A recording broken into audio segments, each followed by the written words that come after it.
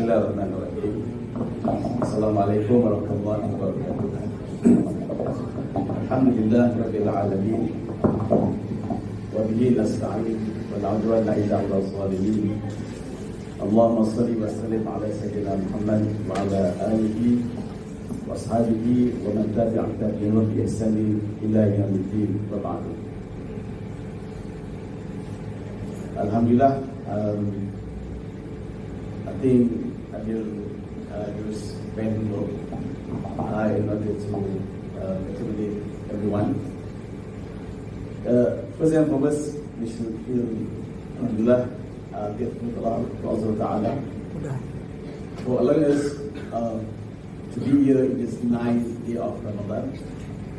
And the month of Ramadan is one of the holiest months out of the 12 months of Islam. And when it comes to these days, it just passed us very quickly, and we couldn't really have a great chance to be with it or with these days. And one of the main benefits out of so many benefits of this month basically is this is the time for us to have a quality time with Allah subhanahu wa ta'ala and a quality time with our own soul. Talking about the quality time with Allah and the quality time with soul, it may can also happen outside Ramadan, but our obsessions with the material needs and the physical needs somehow distract us to focus our time to be or to have a quality time with Allah Ta'ala and with our own soul. But then, when Allah gives us this chance, there is the month of Ramadan, when we somehow ignore and don't focus so much on food, on material and physical pleasure. So in this way, we can somehow focus to bring our quality time to Allah. Ladies and gentlemen, why we need to have this quality time with Allah? So this is a big question. Quality time with Allah and quality time with our soul. What does it mean?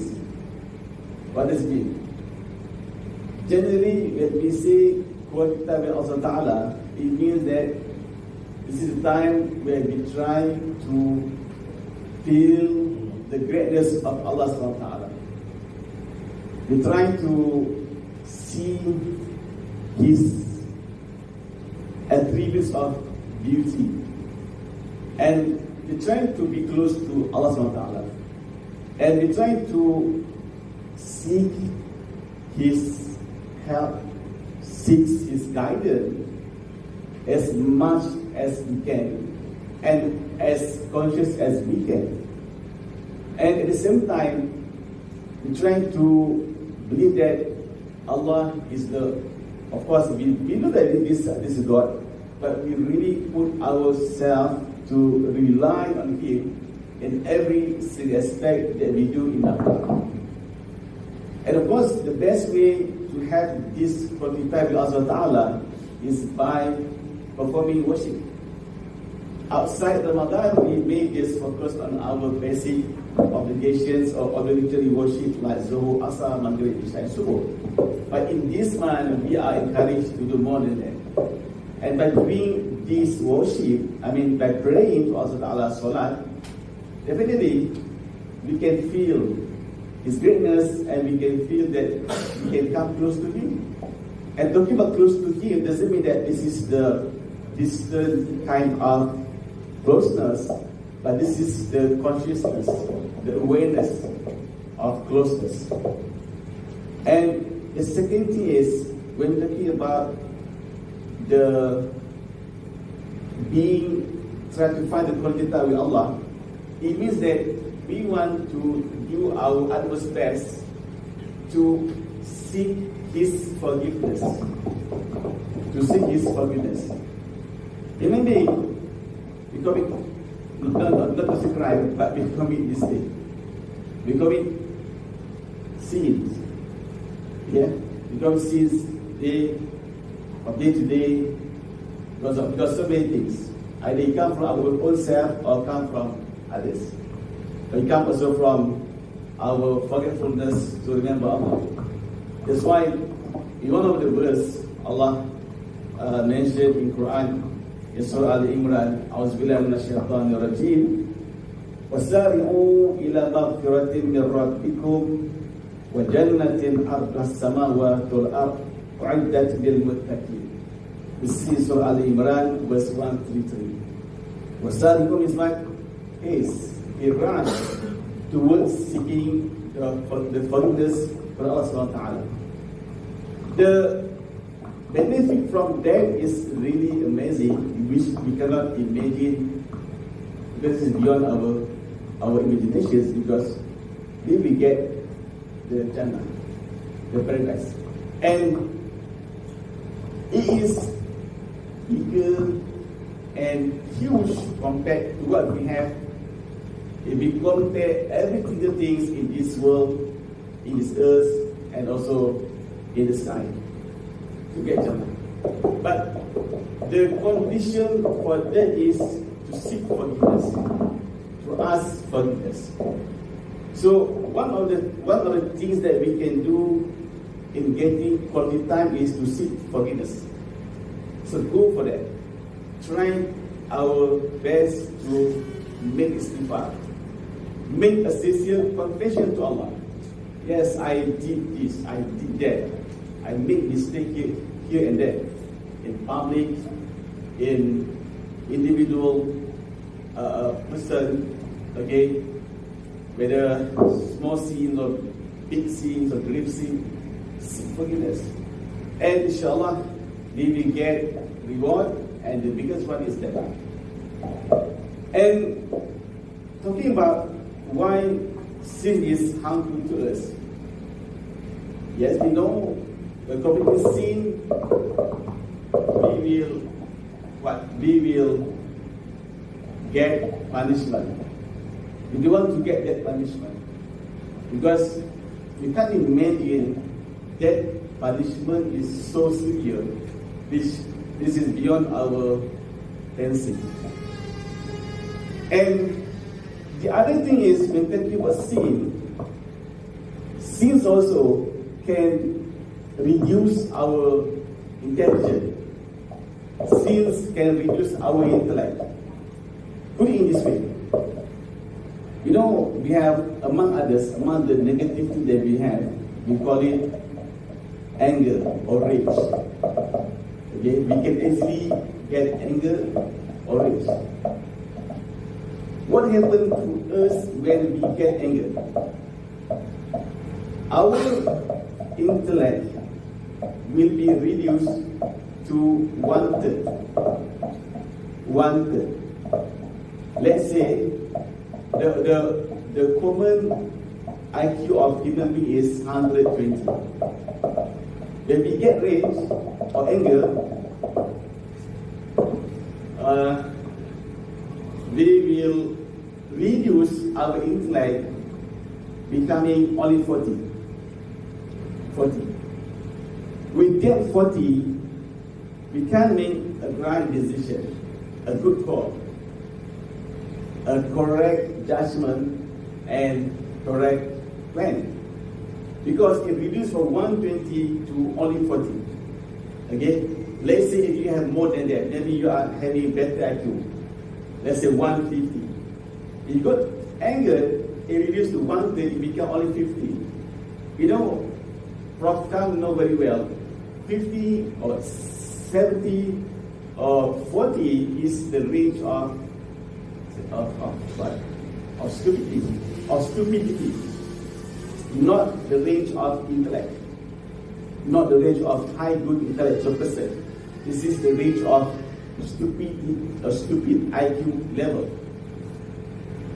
So that one is talking about range of intellect can reduce because of anger. The second one is because of desires and temptation. It also be reduced into 1/4. 1/4. It means that if we have 120 IQ, 1/4 it means like it becomes just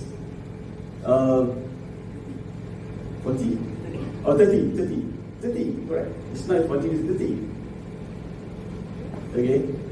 So this is a real impact when we have this condition. And this condition really gives problem to human being, to us, in facing the reality of life. So we have to change this condition. We have to try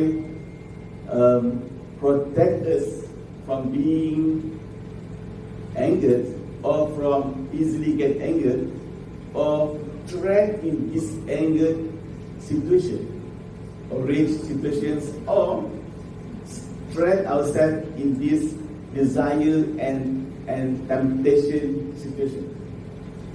So the month of Ramadan is the best month for us to nurture and try to educate this rage or angry plus desire and temptation.